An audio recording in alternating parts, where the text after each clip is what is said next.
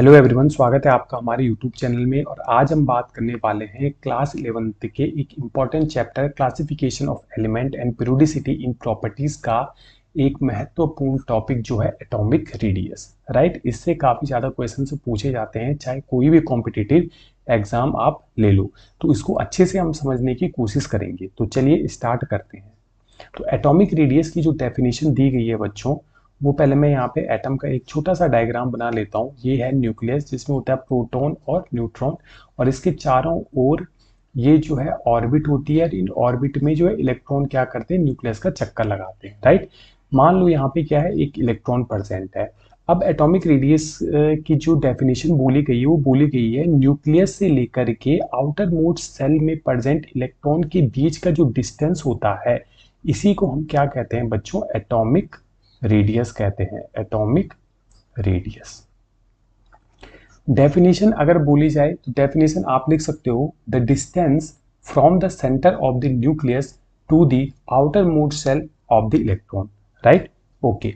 अब हम समझते हैं कि एटॉमिक जो रेडियस है वो अगर इतनी आसान है तो हम चार टाइप की एटॉमिक रेडियस क्यों पढ़ते हैं, है ना। जैसे कोवेलेंट रेडियस होगी, वॉन्डरवॉल रेडियस होगी, मेटेलिक रेडियस होगी और आयनिक रेडियस होगी। इसके पीछे का रीजन है कि भाई ये जो एटॉमिक रेडियस है ना, इसको कैलकुलेट कर पाना काफी ज्यादा डिफिकल्ट होता है। क्या होता है, डिफिकल्ट होता है।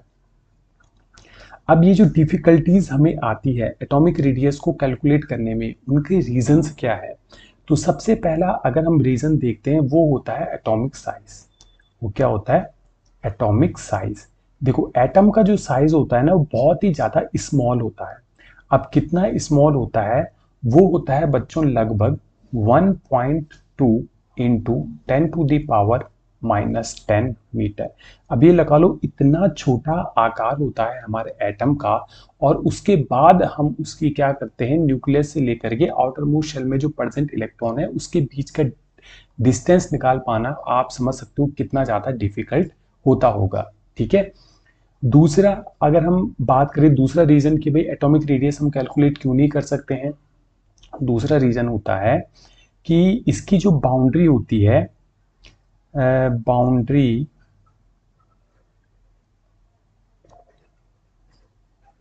Not well defined. जो इसकी बाउंड्री होती है वो वेल डिफाइन नहीं होती है। बाउंड्री का मतलब क्या है, देखो आपको ये सर्कल दिख रहा होगा। इस सर्कल में तो मैंने आसानी से बोल दिया कि भाई न्यूक्लियस से लेकर इलेक्ट्रॉन के बीच का जो डिस्टेंस है, उसी को हम क्या कहते हैं, एटॉमिक रेडियस कहते हैं।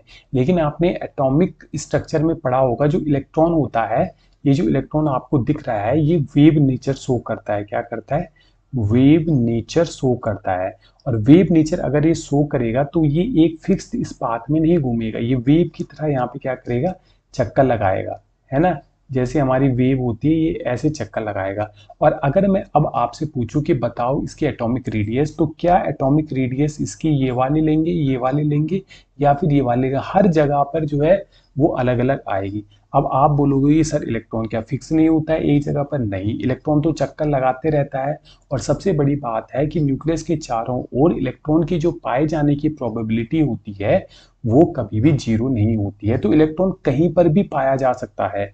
तो इसीलिए हम जब इलेक्ट्रॉन जो है एक जगह पे स्थिर ही नहीं रहता है, तो उस केस में भी हम एटॉमिक रेडियस यहाँ पे कैलकुलेट नहीं कर सकते हैं। राइट, तो ये रीजन थे हमारे किसी भी एटॉमिक रेडियस को कैलकुलेट ना कर पाने के। ठीक है। इसके साथ साथ एक तीसरा रीजन भी होता है कि जो एटम को आइसोलेट ना कर पाना। ठीक है, एटम को जो आइसोलेट है, ये भी काफी ज्यादा डिफिकल्ट होता है। डिफिकल्ट होता है, देखो एटम जो है वो अलग अलग एटम के साथ, डिफरेंट डिफरेंट एटम के साथ, या अपने ही एटम के साथ मॉलिक्यूल फॉर्म में रहते हैं, अलग अलग मॉलिक्यूल्स के फॉर्म में वो पाए जाते हैं। फिर उनको आइसोलेट कर पाना काफ़ी ज़्यादा डिफिकल्ट हो जाता है। और जब हम उसे आइसोलेट ही नहीं कर पाएंगे तो एटॉमिक रेडियस हम कैसे कैलकुलेट करेंगे उसका। ठीक है, तो ये भी एक जो है हमारा रीज़न होता है कि हम एटॉमिक रेडियस कैलकुलेट नहीं कर सकते हैं। चौथा जो रीज़न है कि एटॉमिक जो साइज होता है हमारा, एटॉमिक साइज, वो किस चीज पे निर्भर करता है कि भाई उस एटम के चारों ओर कैसा एनवायरनमेंट है। ठीक है, यानी कि नेबरहुड, नेबरहुड एटम पे भी डिपेंड करता है। अब नेबरहुड एटम का क्या मतलब है, मान लो कोई एटम यहाँ पे है, मान लो ये हाइड्रोजन है और ये, मान लो ये हाइड्रोजन है और ये क्लोरीन है, ठीक है। अब अगर मैं यहाँ पे बोलूँ बताओ हाइड्रोजन की रेडियस क्या होगी, और यहाँ पे बोलूँ माना ये हाइड्रोजन है और ये क्या है, यहाँ पे कार्बन है, इस हाइड्रोजन की रेडियस बताओ, तो इन दोनों की रेडियस में क्या होगा, डिफरेंस होगा। वो डिफरेंस किस वजह से होगा, क्योंकि इनका एनवायरमेंट अलग अलग है, ठीक है। तो जब इनका एनवायरमेंट अलग अलग होगा तो हम फिक्स नहीं बता पाएंगे कि भाई मेरे हाइड्रोजन एटम की एक्चुअल रेडियस क्या है, समझ गए आप। यानी कि अगर हम मॉलिक्यूलर फॉर्म में भी जाते हैं तो मॉलिक्यूलर फॉर्म में भी हमारा एटम किस अनदर एटम के साथ अटैच्ड है उस पर भी एटॉमिक रेडियस हमारी डिपेंड करती है, राइट। मेनली आपको दो रीजन यहाँ पे ध्यान रखने हैं, एक कि भाई एटम का साइज काफी ज्यादा स्मॉल होता है, छोटा होता है, इसलिए हम एटॉमिक रेडियस यहाँ पे कैलकुलेट नहीं कर पाएंगे। दूसरा, उसकी जो बाउंड्री होती है वो वेल डिफाइंड नहीं होती है। बाउंड्री वेल डिफाइंड ना होने का मतलब क्या है कि इलेक्ट्रॉन जो है वेव नेचर शो करता है, और हमने पढ़ा है कि इलेक्ट्रॉन की जो प्रोबेबिलिटी होती है वो कहीं पर भी जीरो नहीं होती है न्यूक्लियस के चारों ओर जो उसमें ऑर्बिट होता है, राइट। तो यहाँ पे हमने ये रीजन पढ़े हैं। अब हम जो एटॉमिक रेडियस की बात करते हैं, वो एटॉमिक रेडियस हम किस स्टेट में बात करते हैं, हम करते हैं बॉन्डेड बॉन्डेड स्टेट, या फिर इसी को हम कहते हैं इंटरेक्शन स्टेट। बॉन्डेड स्टेट या फिर इंटरेक्शन स्टेट, इस स्टेट में हम एटॉमिक रेडियस को डिफरेंट डिफरेंट टाइप्स में पढ़ते हैं, होती वो भी एटॉमिक रेडियस है, बट हम उनको अलग अलग नामों से जानते हैं। आपने इनको जरूर सुना होगा। जैसे पहला अगर हम बात करें कोवेलेंट रेडियस, दूसरी अगर हम बात करें वॉन्डर वॉल रेडियस, तीसरा अगर हम बात करें आयोनिक रेडियस,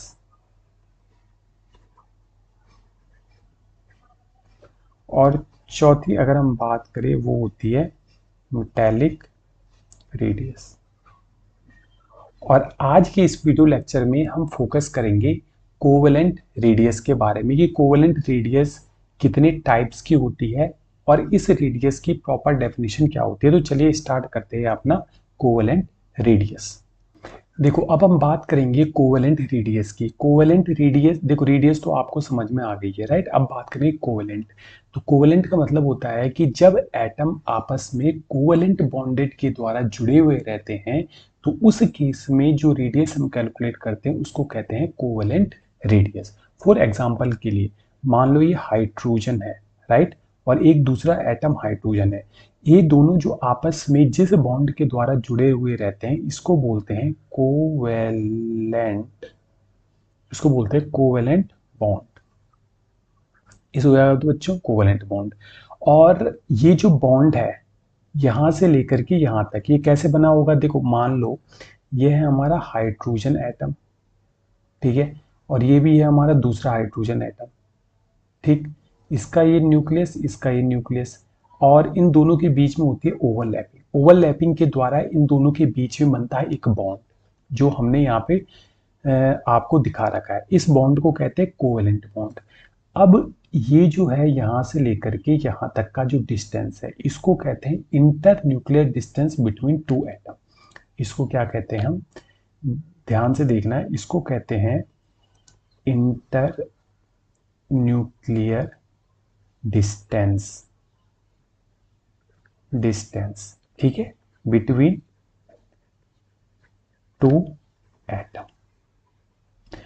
दो सिमिलर एटम, पहले ही हम इसमें कंडीशन बात करेंगे कि जब हमारे सिमिलर एटम हो, क्या हो, सिमिलर एटम हो, ऐसा कोवेलेंट बॉन्ड जिसमें सिमिलर एटम हो।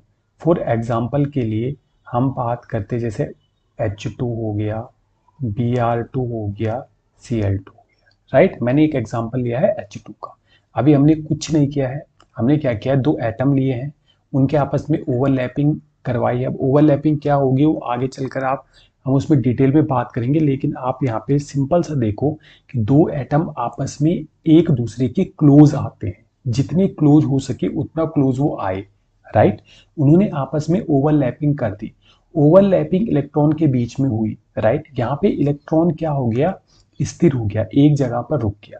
अब इलेक्ट्रॉन एक जगह पर रुक गया तो इस न्यूक्लियस से और इस न्यूक्लियस के बीच का जो डिस्टेंस है, इस डिस्टेंस को हमने नाम दिया inter nuclear distance between two atom, या इंटर न्यूक्लियर डिस्टेंस। इसी इंटर न्यूक्लियर डिस्टेंस का एक दूसरा नाम होता है जिसको मैं और करके लिखता हूं, इसी को हम कहते हैं बॉन्ड लेंथ। इसी को हम क्या कहते हैं, बॉन्ड लेंथ। ये जब हम बॉन्डिंग का चैप्टर पढ़ेंगे उसमें डिटेल में हम पढ़ने वाले हैं। तो इसी को हमने क्या नाम दिया, बॉन्ड लेंथ। अब हमने भाई इंटरन्यूक्लियर डिस्टेंस पढ़ दिया, हमने पढ़ दिया बॉन्ड लेंथ। अब इसका यूज यहाँ पे कोवेलेंट रेडियस में कहाँ से होने वाला है, तो चलिए इसका फॉर्मूला देखते हैं कि भाई जो हमारा कोवेलेंट रेडियस होती है उसका फॉर्मूला क्या होता है। उसका फॉर्मूला सीधा होता है कि आप यदि बॉन्ड लेंथ को डिवाइड कर दो 2 से तो वो क्या निकल के आ जाएगी, कोवेलेंट। यानी कि ये जो रेडियस यहाँ पे आई है, distance, internuclear distance between two atoms का, इसको अगर आप 2 से डिवाइड कर दो तो जो रेडियस निकल के आएगी उसी को हमने क्या नाम दिया है बच्चों, कोवेलेंट रेडियस नाम दिया है। ठीक है, उम्मीद है आपको यहाँ पे समझ में आया होगा। और ये एग्जाम्पल था जब हमारे सिमिलर एटम हो, सिमिलर कोवेलेंट एटम हो। ठीक है, तो इसकी अगर आपको डेफिनेशन लिखनी है तो लिख सकते हैं 1/2 of the distance between the nuclei of two covalently bonded atoms of the same element in a molecule, right. Okay, कहीं कहीं पर इसको इस प्रकार से भी लिखा जाता है कि inter nuclear distance between bonded atom divided by 2। तो ये क्या है, दोनों के दोनों सेम है, चाहे हम बॉन्ड लेंथ की बात करें या इंटरन्यूक्लियर डिस्टेंस की बात करें, ये दोनों के दोनों क्या होते हैं बच्चों, सेम होते हैं। ये तो था एग्जाम्पल हमारा जब हमारे दोनों एटम सिमिलर हो। अब हम दूसरा कोवेलेंट रेडियस की बात करेंगे बी टाइप की, जब हमारे एलिमेंट डिफरेंट हो। एलिमेंट या हम बात करें जो हमारा एटम्स है वो क्या हो, हमारे डिफरेंट डिफरेंट हो। मान लो जैसे अगर हम बात कर रहे हैं ये CH की, ठीक है, तो CH यानी कि CH4 मीथेन की बात कर लेते हैं, इस प्रकार से होता है, राइट। हमने बात करी CH4 की। दूसरा हम एग्जांपल लेते हैं HCl की। अब इसमें भी दो केसेस बनते हैं। एक केस मेरा इसमें बनता है कि if electronegativity is almost same of two different covalently bonded atom। ठीक है, उस केस में क्या होगा, उस केस में हम ले लेते हैं कार्बन और हाइड्रोजन। इन दोनों की अगर इलेक्ट्रोनेगेटिविटी आप देखोगे तो ये क्या होती है बच्चों, लगभग हमारी क्या होती है, सेम होती है। ठीक है, ऑलमोस्ट क्या होती है, सिमिलर होती है। तो इस केस में जो इंटरन्यूक्लियर डिस्टेंस होता है, देखो मान लो ये कार्बन है और ये क्या है, इसके बगल में हाइड्रोजन है। यहाँ पे इन दोनों ने आपस में क्या कर दिया, बॉन्ड बना दिया। बॉन्ड बना दिया तो दोनों न्यूक्लियस के बीच में ये जो इंटरन्यूक्लियर डिस्टेंस है, या हम बात करें ये जो बॉन्ड लेंथ है, ठीक है। तो अगर मैं बात करता हूं बॉन्ड लेंथ की, बॉन्ड लेंथ, तो इसको कैसे कैलकुलेट किया जा सकता है, इसको कैलकुलेट किया जा सकता है radius of A plus radius of B. मान लो ये एटम है आपका ए, ये एटम है बी, राइट। तो जो भी रेडियस होगी ए की और उसको हम प्लस कर देंगे रेडियस ऑफ बी से, तो वो निकल के आ जाएगी आपकी बॉन्ड लेंथ। अब आप बोलोगे इससे हम एटॉमिक रेडियस या कोवेलेंट रेडियस हम कैसे कैलकुलेट करेंगे। तो एग्जाम में क्या होगा, एग्जाम में वो आपको दे देगा या तो बॉन्ड लेंथ दे देगा, ठीक है, बॉन्ड लेंथ के साथ साथ रेडियस दे देगा ए की, पूछेगा बताओ भाई रेडियस क्या होगी बी की। साथ में क्या पूछ सकता है, या तो बॉन्ड लेंथ दे देगा और रेडियस दे देगा बी की, बोल लेगा कि ए की रेडियस कैलकुलेट करो। तो इस तरीके से आप क्या कर सकते हो, आसानी से कैलकुलेट कर सकते हो। ठीक है, इसके बाद जब हम लास्ट में क्वेश्चन करेंगे तो उसमें आपको अच्छे से और भी क्लियर हो जाएगा ये एग्जाम्पल का मतलब क्या है। दूसरा, अगर हम बात करें इलेक्ट्रोनेगेटिव डिफरेंस अगर क्या हो जाता हो, जैसे मान लो अगर हम बात करते हैं HCl, तो इस केस में क्या होगा, तो इस केस में होगा कि जो बॉन्ड लेंथ है या इंटर न्यूक्लियर जो डिस्टेंस है, उसका जो फॉर्मूला होगा वो होगा radius of A plus radius of B minus 0.9, ये आ जाएगा जाई ए माइनस जाई बी। अब इन फॉर्मूलों को देख के आपको डरना नहीं है। देखो, इन्हीं से हमारे क्या बनते हैं बच्चों, क्वेश्चंस बनते हैं। क्वेश्चंस बहुत ही सिंपल होते हैं, बहुत ही आसान होते हैं, आपको केवल फॉर्मूला यहाँ पे ध्यान में रखना होता है, राइट। अब मान लो उसने दे दिया आपको HCl, बोला H की, आप H को मान लो आप A और Cl को मान लो B, बताओ। उसने क्वेश्चन दे दिया आपको रेडियस बतानी है A की, किसकी, इसकी आपको रेडियस बतानी है। उसके बाद वो बॉन्ड लेंथ भी दे देगा, रेडियस दे देगा B की, साथ में इलेक्ट्रोनेगेटिविटी बता देगा, ए की इलेक्ट्रोनेगेटिविटी बता देगा बी की। आपको सिंपल सी कैलकुलेशन करनी है, उसके बाद आप आसानी से इस क्वेश्चन को यहाँ पे सॉल्व कर जाओगे। उम्मीद है कोवेलेंट रेडियस से रिलेटेड जितने भी आपको डाउट थे वो यहाँ पे क्लियर हो गए होंगे। इसके बाद जो ट्रेंड है वो हम बाद में पढ़ेंगे, जब हम चारों के चारों यहाँ पे कोवेलेंट रेडियस डिस्कस कर लेंगे। अब सेकंड वीडियो लेक्चर में हम बात करेंगे वॉन डेर वाल रेडियस की, तो इसलिए हमारे चैनल को सब्सक्राइब कर दीजिए, बेल आइकन को हिट कर दीजिए, और इसके बाद के जो भी वीडियोस आएंगे उन सारी वीडियो को आपको फॉलो करना है। उसी के बाद आप सारे के सारे कॉन्सेप्ट एटॉमिक रेडियस के सीख पाएंगे। मिलते हैं नेक्स्ट वीडियो लेक्चर में वॉन डेर वाल रेडियस के साथ।